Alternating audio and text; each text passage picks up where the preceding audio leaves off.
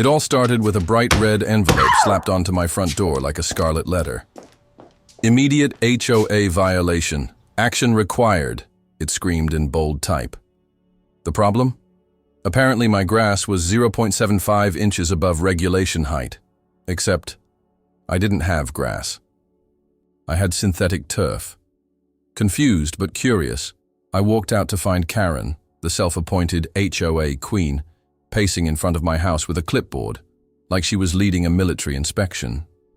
Her perfectly permed hair didn't move in the breeze, unlike the fake offense she was clearly about to deliver. "Oh good, you're home," she chirped, without looking at me. "This property's been non-compliant for weeks. You're going to need to remove the unlawful lawn and attend a disciplinary hearing." "A disciplinary hearing? For fake grass?" Karen didn't blink. "This neighborhood has standards. You clearly don't." Before I could respond, she pivoted on her orthopedic sandals and stormed down my driveway. A man across the street watched from behind his blinds and gave me a subtle shake of his head. Something was off. And Karen wasn't just playing rule enforcer. She was playing judge, jury, and maybe something worse.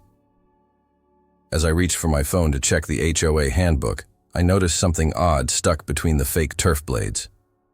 A tiny black listening device. Who's listening to me? And why? The next morning I stood by the window watching the man who had watched me the day before. He finally stepped out to retrieve his mail and I seized the moment. "Hey," I called. "You saw what happened yesterday, right?" He nodded. "Name's Dale. Been here 18 years. You must be new." 2 months, I said. "Is Karen always this involved?" Dale gave a bitter chuckle. "Karen's more involved than the FBI. 2 people moved out last year because of her fines. One guy's pool was off blue. She said it lowered neighborhood morale." He leaned in. "Between you and me, the last owner of your house disappeared." "Disappeared," I echoed. "Vanished. One day he was organizing a block cookout. Next week, just gone. Karen said he had financial issues, but his car was still in the garage for months. Nobody talked about it." That sick feeling in my stomach twisted deeper. Dale handed me an old folded flyer. "Keep this." It was a newsletter titled HOA Digest, January edition. But the back page had something scribbled in red pen. "She knows. Don't let her find the deed." I stared at it. The deed. What's hidden in the house? And why does Karen want it gone? Back inside, I examined the flyer Dale had given me. It looked like your usual HOA propaganda. Paint color of the month. Approved mailbox height, the usual madness. But that red ink note haunted me. "She knows. Don't let her find the deed." I spent hours combing through drawers, closets, cabinets. Nothing. And then I remembered something. When I moved in, there had been a locked door in the upstairs hallway, painted over and nearly invisible. I'd assumed it was some kind of utility closet. But now, it was calling me. I grabbed a screwdriver and peeled back the painted screws. The door creaked open slowly, revealing a narrow staircase coated in dust and cobwebs. I climbed carefully, the air thick with the smell of forgotten things. The attic was cramped and dark, but at the far corner, beneath a moth-eaten tarp, I found a heavy, iron lockbox. I dragged it into the light. No key, no markings, just one word scratched across the top in faint lettering. Title. That's when I heard a noise downstairs. The front door had opened, and I hadn't unlocked it. I crept downstairs, heart pounding, like it had something to hide. My front door was wide open, swaying in the wind. But there was no wind. I stepped outside. Nothing. No car, no Karen, no Dale. But my doormat was missing. And in its place was a piece of yellow paper held down by a rock. Final warning. Unauthorized additions to property will result in legal action. It was signed not by the HOA board, but by Karen herself, in cursive, underlined 3 times. I shut the door and locked it, double deadbolt. Then I went back upstairs and pulled the lockbox onto the bed. Whatever was inside, Karen wanted to erase it. badly. After nearly 2 hours of prying, I finally popped the lid open with a flathead and a hammer. Inside were several folders, brittle with age, but one in particular caught my eye. Deed of property transfer, 1988. Owner, Richard Langdon. Beneficiary, Oliver Ray. My name. The document was notarized. Legal, sealed. But that made no sense. I'd never heard of Richard Langdon, and I bought this house from a third-party realtor. Or so I thought. Then I noticed something else inside the box. A small black notebook with a red ribbon. Every page was filled with names, dates, notes. Karen's name appeared 17 times next to the word complied. And mine? Next to it, unknown. Watch closely. I barely heard the faint knock at the door until it came again. Louder. Then 3 more, sharp and deliberate. I wasn't expecting anyone. I stood frozen in the hallway, the notebook still in my hand. Another knock. This time followed by a pause. Then 2 knocks in quick succession. It wasn't a neighbor. It wasn't a delivery. It felt intentional. I tiptoed to the peephole. Nothing. Then I heard footsteps walking away, but not down the porch stairs, across the side of the house. I bolted to the kitchen and peeked through the side window. A figure in a khaki trench coat strolled toward the sidewalk. He stopped under the streetlight and, without turning around, tossed a thick manila envelope onto my lawn. I waited 10 minutes before opening the door. The envelope was unmarked, except for a sticker seal with a strange symbol, a gavel crossed with a key. Inside, a photo of Karen standing in front of what looked like a warehouse, a receipt for a $10,000 compliance retainer, and a hand-drawn map.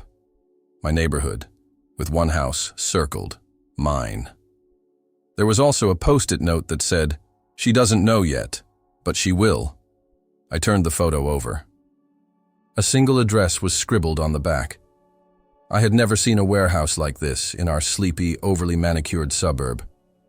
It sat behind a line of hollowed-out industrial buildings just past the HOA's jurisdiction. The road leading to it wasn't on any map, and my GPS simply called it unnamed. When I pulled up, the gates were open. No signs, no warnings, but cameras dotted the corners of the roof like metal vultures. I parked and approached the large steel door. Before I could knock, it creaked open, just enough for someone to pass a clipboard through the gap. Then it slammed shut again. The clipboard had one item on it: property displacement order, pending approval. And in the margin, scribbled faintly in red ink, "Karen wants full authority. Stop the transfer. Look beneath the pergola." The word pergola jarred me. I had a pergola in my backyard. It was one of the only features the original listing emphasized. Back home, I ignored the neighbor waving as I passed and went straight to the backyard. The pergola looked like any other. White beams, ivy-covered posts, too symmetrical to be trusted. I got down on my knees and ran my hands along the base. One of the wooden planks sounded hollow. I pried it up. Beneath it was a small, buried safe, and taped to the top was a Polaroid photo of me, taken from inside the house. I yanked the safe out of the ground and carried it inside, dirt trailing, across my kitchen floor. The Polaroid taped to the top. It wasn't just a candid. It was taken from the angle of my living room bookshelf, right where that decorative vase had sat untouched since move-in. I checked. The vase was heavier than I remembered. Inside, a tiny camera, wireless, still powered. Someone had been watching me. For how long? The safe had no keyhole, just a biometric scanner. I placed my thumb on it. Nothing. Then, just for the hell of it, I tried my left hand. The green light blinked. The lid popped. Inside were folders marked HOA mergers, neighbor files, and one simply labeled Karen active. I opened it first.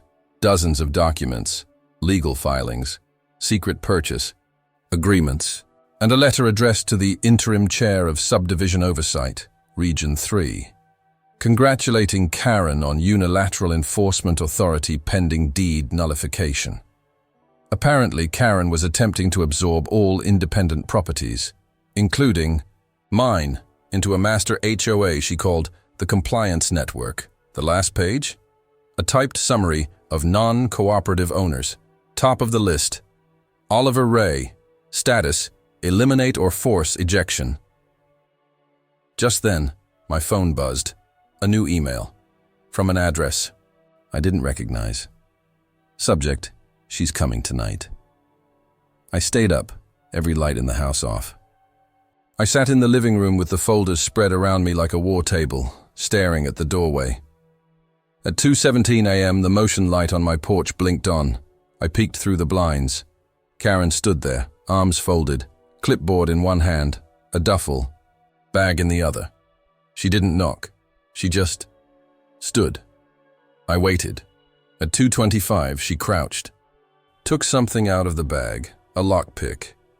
She inserted it slowly into my door handle, like she'd done it before. My heart thudded. I grabbed the only thing I could find, a fireplace poker. The lock clicked. She turned the knob and pushed. But this time the door didn't budge. I'd wedged a chair under the handle hours earlier. She hissed, actually hissed, then turned and looked directly at the peephole. I froze.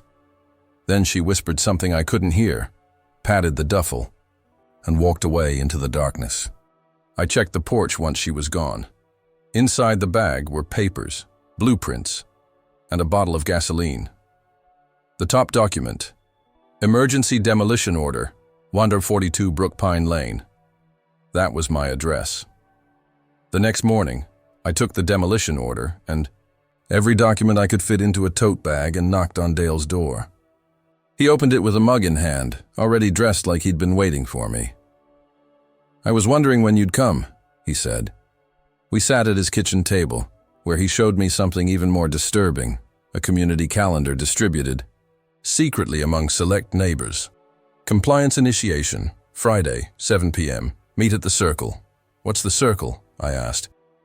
Dale pointed to a satellite image of the neighborhood. A cul-de-sac 3 blocks over had a strange ring-shaped garden in the center, decorative from above, but eerily symbolic. She started holding midnight meetings there last year, Dale explained. Only approved compliance get invited. Rob from 212 refused to wear a tie to HOA meetings. Haven't seen him since January. That name was in the notebook. Complied. Something about the circle and the way Karen used that word. It didn't feel metaphorical. It felt ritualistic. I decided to go see it for myself. When I arrived, there was nothing suspicious at first glance, just stone benches and a floral centerpiece. But as I walked the perimeter, I noticed scorch marks on the bricks. And right in the middle, beneath a thin layer of mulch, something metal. I dug a little with my boot. It was a hatch, and it wasn't locked. The hatch opened to a ladder, leading to a room lit with a single dangling bulb. The walls were lined with filing cabinets. On the far side, a projector pointed at a pull-down screen, still showing a paused frame. Karen, standing at a podium, addressing an audience in folding chairs. The audio from a dusty speaker clicked, on automatically. "Once we consolidate the outliers," Karen said, "we vote to restructure the deed holder registry. No owner, no resistance." I rifled through the cabinets. Each drawer held manila folders labeled by address. Photos, surveillance, legal drafts, behavioral notes. Every home in the neighborhood had a file, except mine. Mine had a black folder in a locked box marked unresolved. I cracked it open with a screwdriver. Inside, a document titled Counterclaim File, Langdon Estate. Richard Langdon, the previous owner, the one who vanished. There were pages of legal back and forth. One highlighted line: original deed cannot be voided due to legacy clause. Transfer must occur voluntarily or through abandonment. No. Wonder Karen wanted me out. She couldn't legally take my property. Unless I left. Suddenly, I heard something above me. Voices.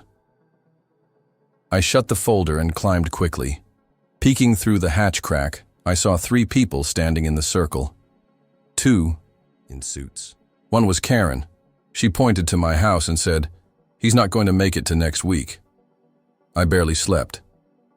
Between the underground files, the gasoline bag, and Karen's threat in the circle, I felt like I was living in a twisted suburban thriller, except it was real, and my life was the plot.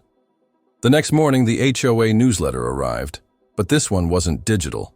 It was a glossy printout delivered by hand. The front page headline read, "New emergency powers granted to HOA chair."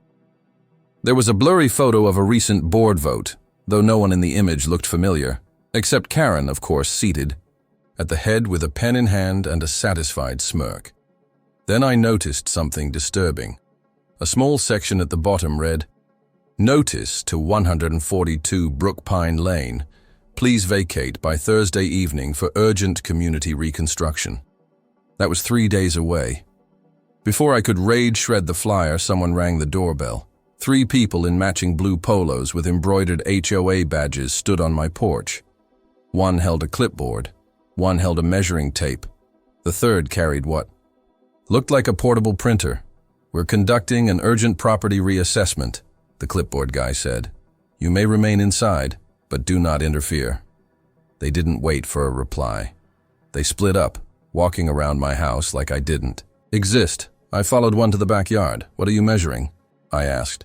"Fence height, structural width, egress accessibility."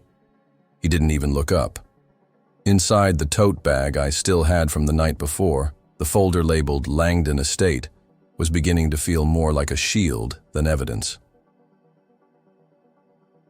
When tougher, clipboard guy reappeared. He handed me a slip of paper, 4,250 in violation fines, due in 48 hours. Before he left, he said, "You can appeal to the board," but the board already voted. I found Dale tending to his over-pruned rose bushes and waved him over. He took one look at the fine slip and sighed. "She's pushing you out faster than I expected." "Why does everyone let her get away with this?" I asked. Dale hesitated, then motioned me inside his house. He opened a closet and pulled out a shoebox. Inside were laminated papers, old photos, and a worn-out camcorder. "I was HOA vice chair before Karen," he said, "until I voted against her pet policy change in 2017. You ever wonder why no one here owns a dog? I hadn't. But now that..." He mentioned it. "She got me demoted, erased my vote record, and told the neighborhood I was retiring due to neurological decline." Dale handed me a USB drive. "That camcorder has footage of our original board meetings, including the one where she forced the Langdon clause into secrecy." I was stunned. "Why haven't you gone public?" I tried. No one believed me. Then my power got cut off for a week. My mail disappeared. I started getting HOA notices for a tree that doesn't exist. That woman doesn't just want power. She wants permanence. I took the drive home and plugged it in. The video started shaky but cleared just in time to capture Karen's voice. "If we don't rewrite the neighborhood's ownership model, we'll never get full autonomy. We don't need homeowners. We need occupants." I paused the video.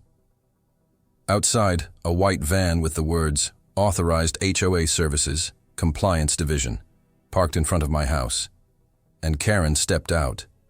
I didn't move from the window. Karen stood beside the van, arms folded, eyes locked on my house like a general surveying a soon-to-be battlefield. 2 uniformed men stepped out behind her, pulling out tablets and rolls of yellow tape. Within minutes, they began marking my lawn, wrapping posts in tape, even spray painting strange symbols along the sidewalk. It looked less like a property assessment and more like a crime scene. I opened the door. "What exactly are you doing?" I asked. Karen turned slowly, her tone syrupy sweet. "Oliver, darling, we've flagged this home for Phase 1 conversion. It's standard procedure for properties that present excessive resistance." "Resistance to what?" She leaned closer. "To progress." One of her henchmen handed me a document labeled Community Optimization Initiative, Pre-Demolition, outline. They were planning to tear the house down and rebuild a HOA-friendly smart unit. Estimated date, Friday. I laughed out loud. I own this house. Karen smiled wider. Funny, that deed you believe in? It's under review. My heart skipped. How? Karen motioned to the van. Your property is being challenged under Rule 44, Abandoned Transition Clause, a rule reserved for homes with unclear origin of title. I realized then she'd accessed the underground file. Somehow she had tampered with the Langdon legacy deed. She was moving fast, faster than I anticipated. And if she convinced the board, or whoever she claimed was the board, that I wasn't a valid owner, I'd be evicted before the weekend. That night I printed out every document I had. I needed backup, legal, digital, physical, someone neutral who could verify I wasn't crazy. I thought of the one person who'd always been just cooperative enough to stay under Karen's radar. Tasha, the neighborhood treasurer. I'd seen her. Once at a community BBQ, quiet, always holding a clipboard, never speaking unless spoken to. But I remembered how her eyes would twitch whenever Karen said something outrageous, like someone biting their tongue for too long. I knocked on her door just past 9 p.m.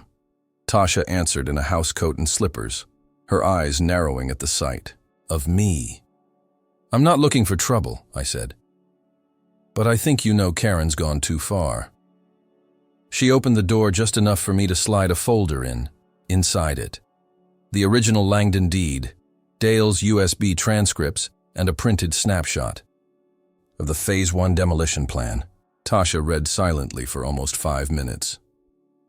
I always thought something was off, she whispered. But this is bigger. She led me inside and revealed her own stash.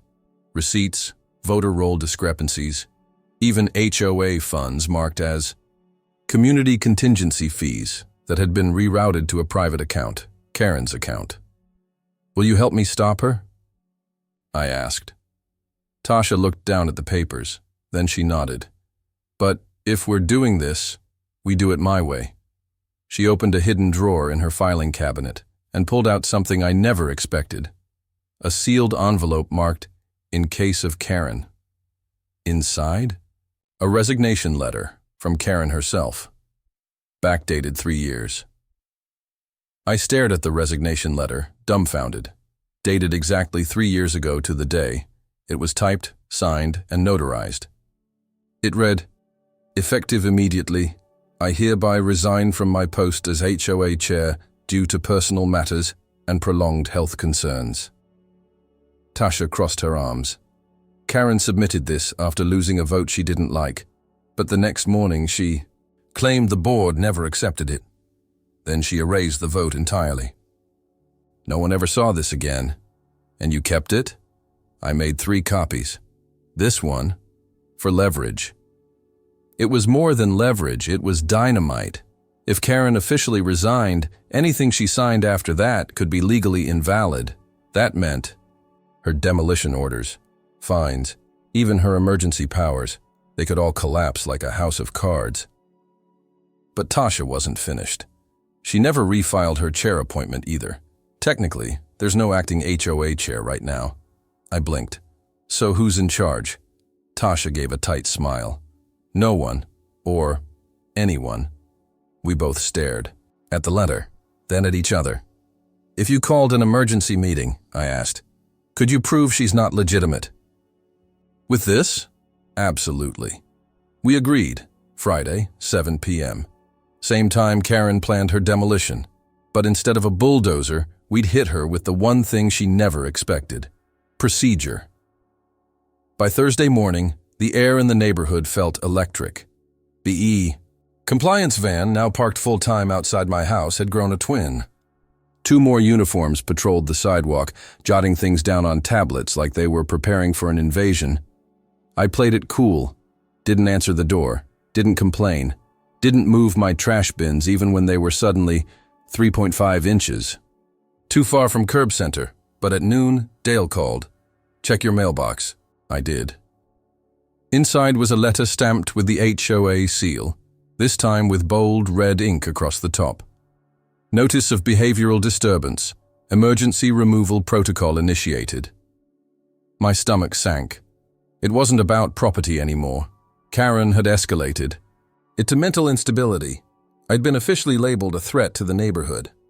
The fine print read, "Due to erratic behavior, refusal to comply with community engagement efforts, and suspicious nighttime activity, this resident is scheduled for temporary removal and re-evaluation by HOA Behavioral Services." What the hell? Was HOA Behavioral Services? I flipped the letter over. A phone number. I called. A robotic voice answered, "Thank you for contacting the Behavioral Adjustment Response Unit. Press 1 for removal confirmation. Press 2 to dispute." I pressed 2 it. Disconnected. This wasn't just a power grab anymore. Karen was building her own system of law, of surveillance, of exile. That night, Tasha messaged me. She knows. She's accelerating. Friday is now tomorrow. 3 p.m. We have one shot. Friday arrived with the eerie calm of a storm pretending to be polite. I woke to find 3 new signs planted in my yard. Bright orange, black lettering. Dangerous structure, pending demolition, no entry. And then one taped directly to my front door. Non-resident occupation suspected. Under review. Karen was trying to erase me from my own existence. I met Tasha at Dale's house.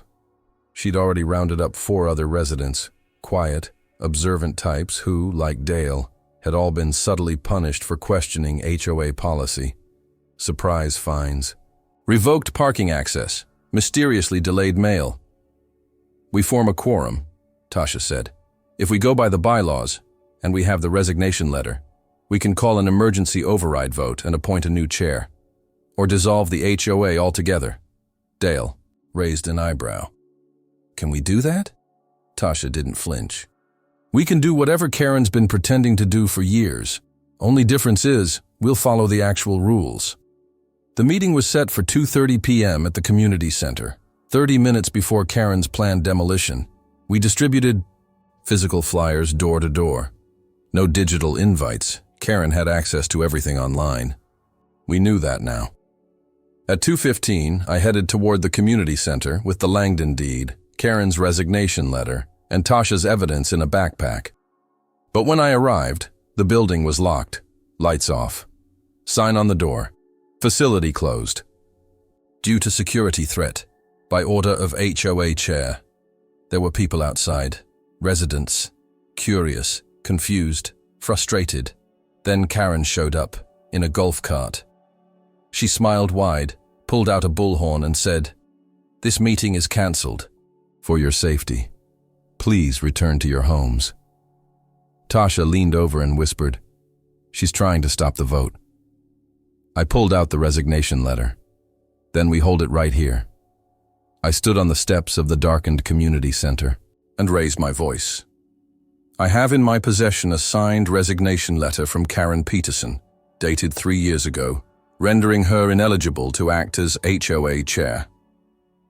As of today, this HOA has no official leadership, and therefore no legal authority." Karen's smirk faltered just for a second. Tasha stepped up next. "As the treasurer and active board member, I call for a motion to vote on interim leadership, effective immediately." Dale raised his hand, then 2 more neighbors, then 6, then 12. Karen dropped the bullhorn. "This is nonsense. You people don't understand protocol." "We understand exactly what you've done," Tasha snapped. "Secret fines. Personal surveillance. A demolition order signed under a forged authority. You used HOA power like a personal weapon." Karen tried to speak again, but this time someone shouted from the crowd, "Didn't she already resign?" I held up the letter.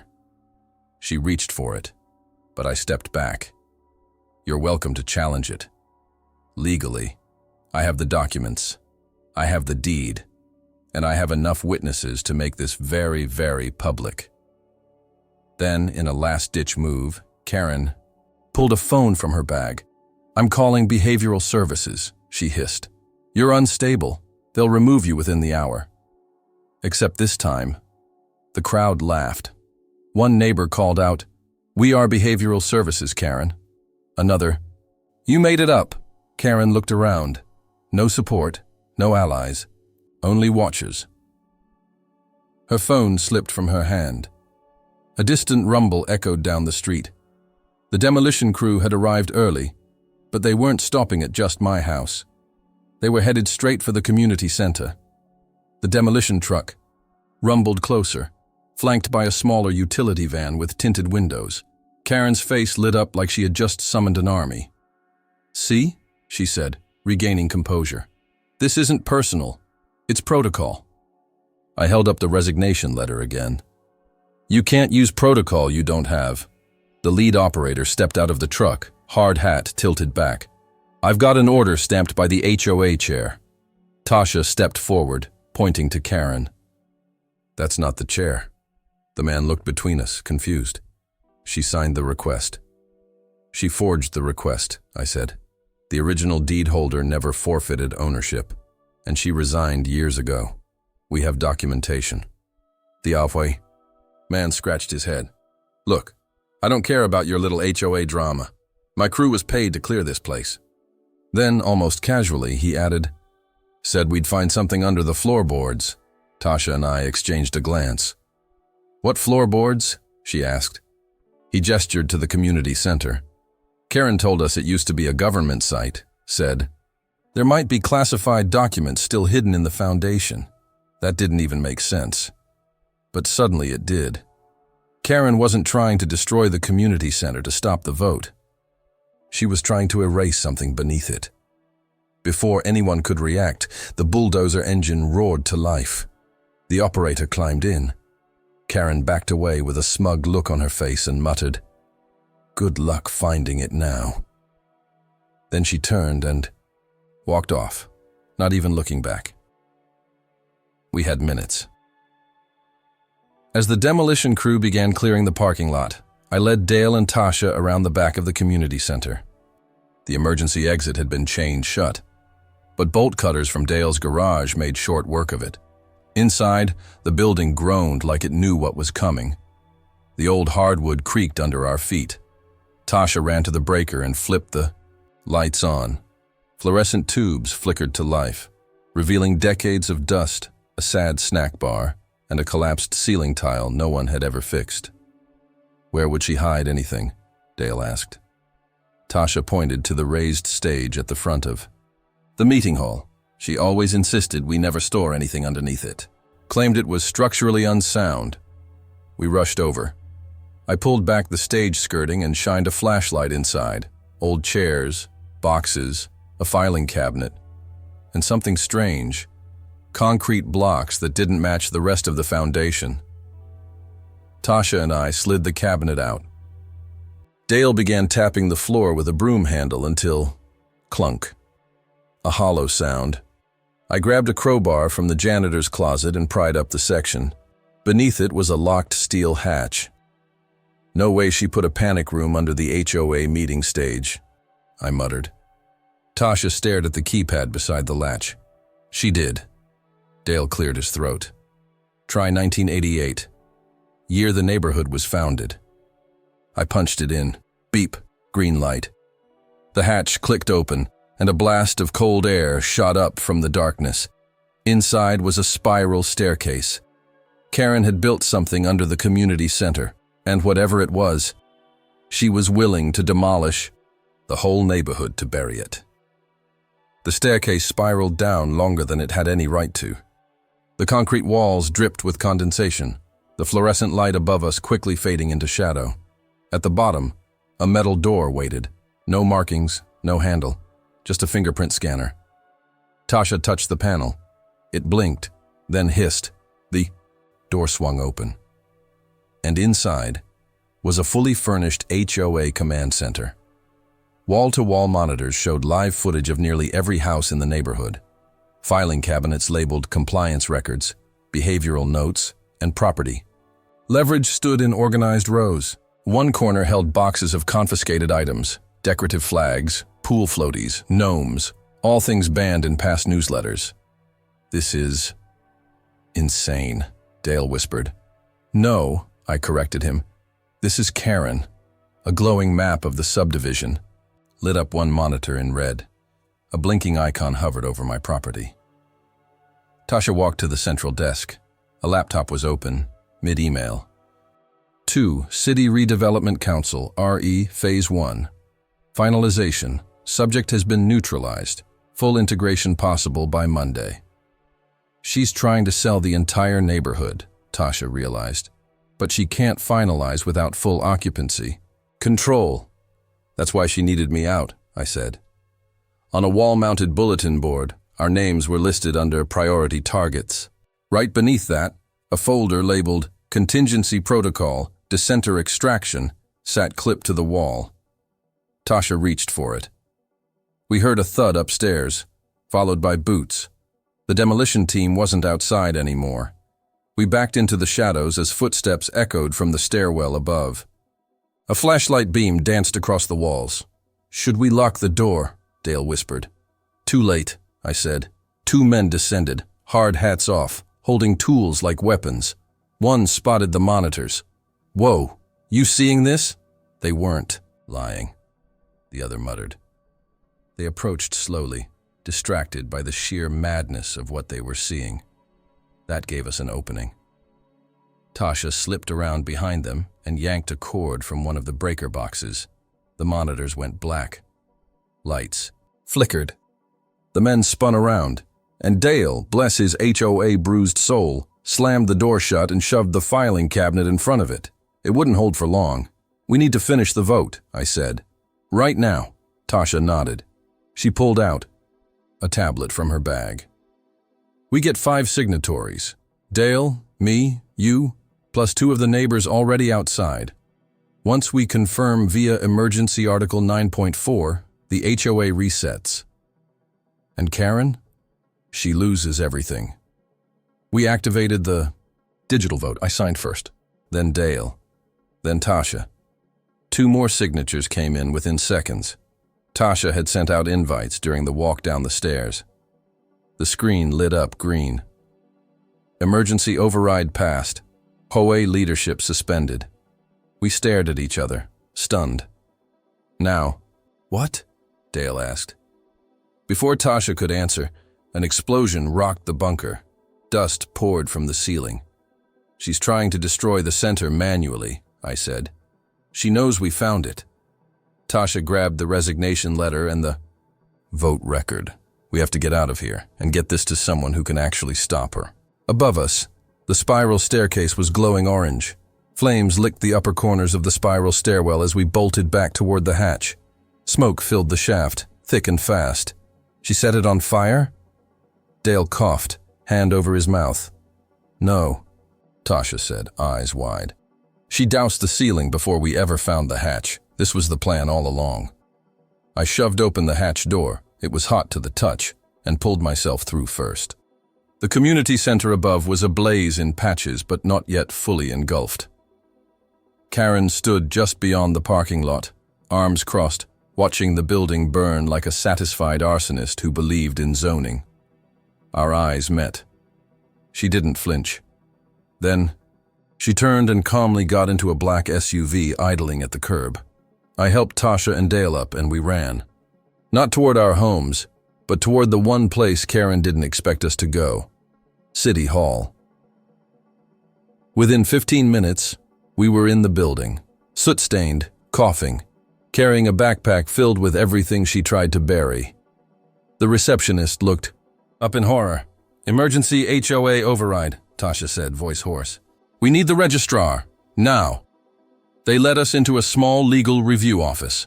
The registrar, a gray-haired man with reading glasses and a no-nonsense stare, began flipping through the resignation letter, vote records, and the Langdon deed. After 5 minutes of silence, he looked up and said, "This entire HOA structure is invalid. You've just dissolved it." "Officially?" I asked. "Officially." And then, just as relief began to creep in, his assistant burst into the room holding a tablet. "Sir, Karen's filed an injunction. She's claiming neighborhood hostile. Take over." The injunction was as theatrical as Karen herself. 47 pages, stapled like a manifesto, accusing us of unlawful sedition, inciting neighborhood rebellion, and my personal favorite, weaponizing procedural loopholes. She filed this yesterday, the registrar muttered. She anticipated your move. Tasha leaned over the desk. But it's void. She's not HOA chair anymore. True, but the city can't reject an emergency injunction without a formal review. How long does that take? I asked. 3 to 5 days. We didn't have 3 to 5 minutes. Karen knew it. She'd rigged the clock in her favor. If the injunction held even temporarily, her contracts with developers could be signed Monday morning. Bulldozers wouldn't wait for a court ruling. The registrar tapped a pen thoughtfully. There's one thing she didn't do, he said. She didn't notify the state HOA arbitration board. It's a mandatory step. If she skipped it, this entire injunction collapses. Can we prove that? Tasha asked. The registrar's assistant nodded. If she didn't log the arbitration pre-review, we can check the state's records. She typed furiously. After a tense minute, she looked up and smiled. No arbitration request on file. Tasha exhaled. She filed it knowing it wouldn't survive scrutiny, just enough to bluff us. The registrar stood. Give me an hour. I'll void the injunction and seal the override vote. Outside, the smoke from the community center was rising over the entire suburb. But down the block, Karen's black SUV pulled up to my house. She got out with a briefcase and a crowbar. She was going to take what she couldn't burn. Karen circled my front porch like a predator choosing where to sink her claws. Her black briefcase clacked against her side with every step, and the crowbar dangled from her hand like she'd used it before. I called Dale from the city building parking lot. She's at my house. Want me to call the cops? He asked. Considered it. But Karen had always been one step ahead, even manipulating officers with fake reports and doctored HOA notices. If I wanted this to end, I had to catch her in the act. I got in my car, Tasha beside me, documents still safe in the bag on her lap. You really going back? She asked. If she's trying to break in, I need proof. Not hearsay. Actual footage. We need to end this publicly. By the time we pulled onto Brookpine Lane, the street had started to gather an audience. Neighbors stood behind curtains. A few sat on porches, pretending not to stare. Everyone knew something was happening. Karen had just wedged the crowbar into my front door when I pulled into the driveway. She turned and smiled. Too calm. You're trespassing, I said, phone already recording. I'm investigating, she replied. I have reason to believe your property contains stolen HOA documents. You mean the ones that prove you're not legally in charge? That cracked her composure. I've given this neighborhood structure. Order. Without me, it'll fall. Apart. You mean without you, it'll finally belong to us? She lunged. Not at me, but at the briefcase. She flung it open and hurled something small and metallic onto the porch. A smoke grenade. Chaos erupted. Neighbors screamed. I dropped the phone. Through the thick white fog, I heard the sound of breaking glass. The grenade hissed and filled the air with acrid white smoke. But Karen had underestimated one thing. The ring cameras. Mine. My neighbors. Even the one across the street from Dale's house. By the time I reached the porch and threw open a window for air, flashing blue and red lights were already on the street. Tasha shouted, She smashed your window and tried to take the deed folder. Karen was in my living room, rifling through drawers like a burglar in a panic. Her neat bob was now a frizzed storm cloud. Her carefully pressed blouse had soot on the sleeves. 2 officers burst through the door. Hands where we can see them. Karen froze. This is a misunderstanding. This is a civil... They didn't listen. She was handcuffed on the spot, still shouting about bylaws and authority and neighborhood legacy, as if her screeches could reverse legal time. Outside, half the street had gathered. Phones were out. Videos were rolling. Karen was placed in the back of the cruiser, her legacy crumpled into the upholstery. Tasha handed the folder to one of the officers. Official ownership records, HOA override vote, her resignation letter. and enough financial irregularities to make a whole Netflix documentary. The officer looked at us both. You're going to want to get a lawyer, not because you're in trouble, because you just uncovered a fraud case 3 counties wide. The SUV drove off. I sat on the porch, glass crunching beneath my shoes, watching Karen disappear into the distance. A neighbor came up quietly and asked, "So, is the HOA still a thing?" Tasha smiled. "No, it's finally just a neighborhood. Again." 2 days later, a city official knocked on my door, this time with a fruit basket and an apology. "We've processed the emergency override and confirmed your property deed," she said. "The injunction is void. The HOA as it stood no longer exists." Tasha and I had spent the weekend fielding emails from curious journalists and horrified real estate agents. Someone had leaked the footage of Karen's arrest and bunker. It hit local news first, then national, under the headline, "Suburban HOA Chair Tried to Rule Neighborhood Like a Dictator, Got Voted Out and Arrested." Karen's mugshot made the rounds too. She looked exactly like someone who weaponized zoning violations and once fined a neighbor for using teal paint instead of approved eggshell. Dale became an instant celebrity on the block. He did interviews in his rose garden, wearing his old vice chair sash like a war medal. As for me, I was now officially the homeowner of record at 142 Brookpine Lane, with no fines, no surveillance, and, per the registrar's update, 0 further HOA involvement. Still, every time I saw a clipboard or someone measuring grass, I twitched. The oddest part about the whole ordeal wasn't how far Karen had gone.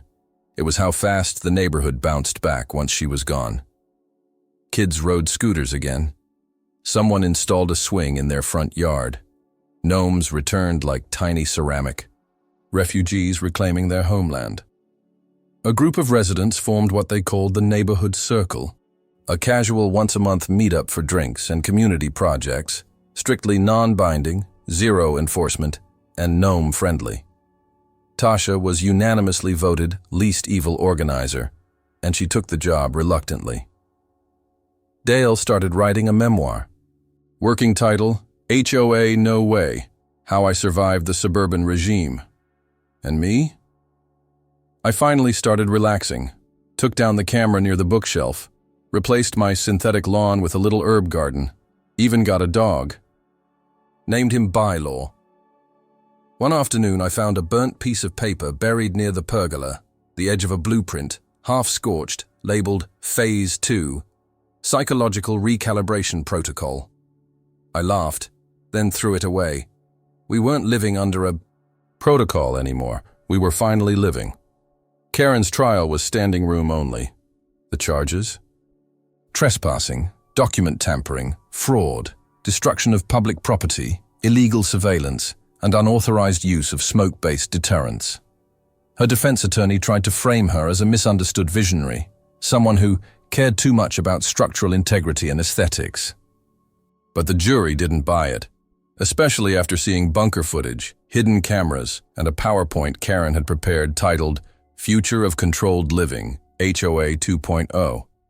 She was sentenced to 2 years of house arrest, ironically in a town with no HOA at all. Probably her personal hell. Rumor has it she tried to start a new decor standard committee in her apartment complex. She was shut down after 1 week by her landlord. On the anniversary of the vote, the neighborhood threw a barbecue. Tasha brought pie. Dale brought his rough draft. I grilled burgers. Someone made a little display table with artifacts of the Karen era. It had laminated violation slips, a fake gnome funeral pamphlet, and a photo of the underground bunker. With the caption, "Yes, this was real. We laughed. We ate. We lived." And as the sun dipped behind the houses, our houses, I realized something. This place didn't need a chair, a board, or a color-coded spreadsheet to function. It just needed people who gave a damn, a little messy, a little noisy, but finally free.